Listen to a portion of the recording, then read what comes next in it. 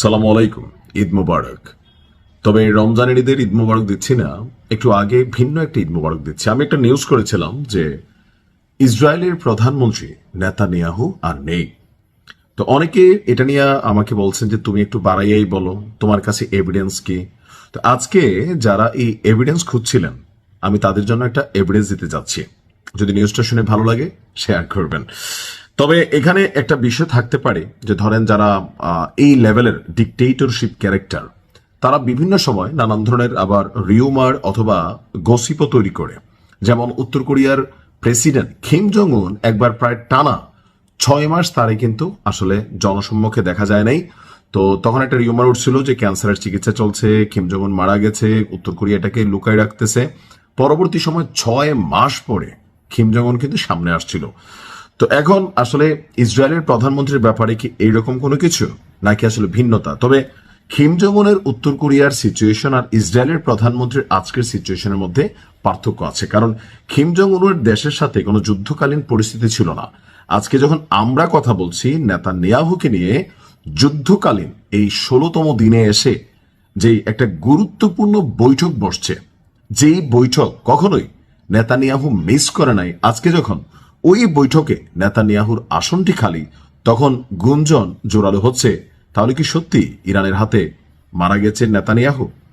দর্শক, ইরানের সাথে পূর্ণমাত্রা যুদ্ধ শুরুর পর এই প্রথমবারের মতন কোন উচ্চ পর্যায়ের নিরাপত্তা ক্যাবিনেট বৈঠকে উপস্থিত হয়নি আপনার ইসরায়েলের প্রধানমন্ত্রী নেতানিয়াহু। কোন রকম আপনার আগাম ঘোষণা বা ব্যাখ্যা ছাড়াই প্রধানমন্ত্রীর এই রহস্যজনক অনুপস্থিতি নিয়ে ইসরায়েল জুড়ে যেমন গুঞ্জন আছে, পশ্চিমা বিশ্বেও গুঞ্জন জোরালো হচ্ছে। ইরান বরাবর দাবি করছিল যে ভাই, আমরা যে সর্বশেষ নিহুর কার্যালয়ে বাংকার টাক্কা সহ গুড়াই দিছি, তখন কিন্তু নিহু নাই হয়ে গেছে। যদিও পরবর্তী সময় ইসরায়েলের পক্ষ থেকে বলা হয়েছে নাই হয়নি।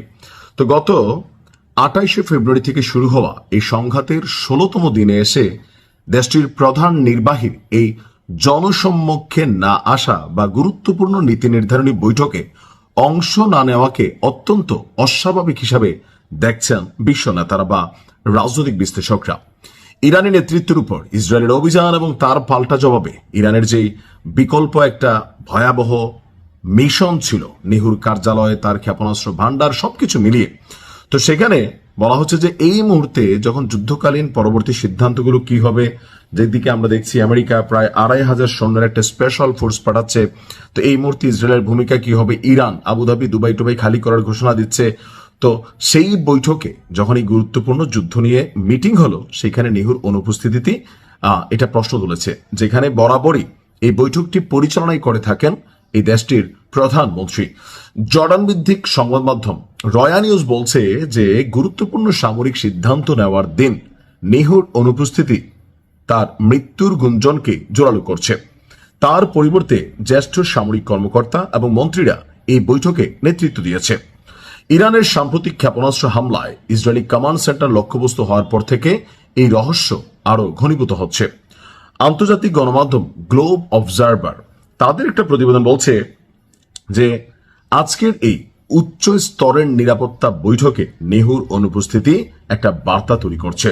যুদ্ধের এই বিশেষ সন্ধিক্ষণে যখন প্রতিটি পদক্ষেপ অত্যন্ত হিসাব করে নিতে হয়, তখন ইসরায়েলি প্রতিরক্ষা বাহিনীর মনোবল এবং নেতিবাচক একটা প্রভাব তৈরি হয়েছে। কেন? কারণ এই যুদ্ধের মধ্যে নিহুর আজকের এই বৈঠকটা খুবই গুরুত্বপূর্ণ ছিল, কারণ ইরান একটা বড় ধরনের অভিযানের প্রস্তুতি নিচ্ছে।